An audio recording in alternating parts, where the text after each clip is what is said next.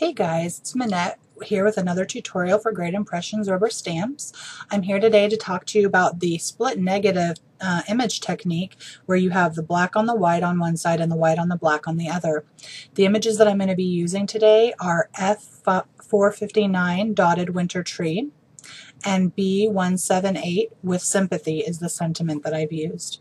So the coolest thing about this technique is for every two panels that you're going to make, you can make two cards. So using these two, I'll be able to make two cards. So what I'm going to start off by doing is taking my black ink and my dotted tree image. I'm going to ink it up with some Versamark. And you want to make sure that you're doing your image right in the center and that you're going to be stamping it in the same place on both pieces of paper. And if you don't feel comfortable eyeballing it, then you can use something like a Stamp-A-Majig or something like that to help you line it up. Anyway, so I've stamped it with Versamark. I'm going to put my white embossing powder on here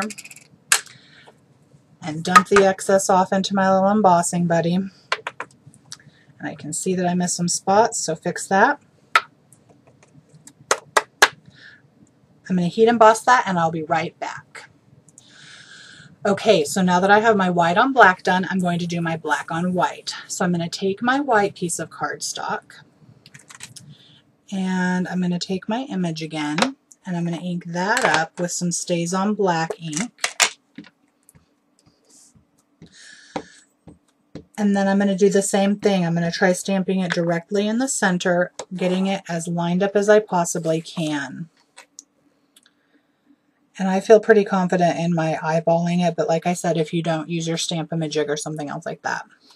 Okay, so there we go. And here are my two images side by side. I have the white on black and the black on white. The next step is to take your cutting blade and you're going to cut these right down the center. And you know, if you know how long this is, like mine is 3 1/8 inch, so that means that I need to cut it at 1 and a little bit more than a half, like in between 1 1/2 and 1 5/8. You can also eyeball it by lining up the center of your image. So then I'm just going to take this and hold this down really well and cut my image into two.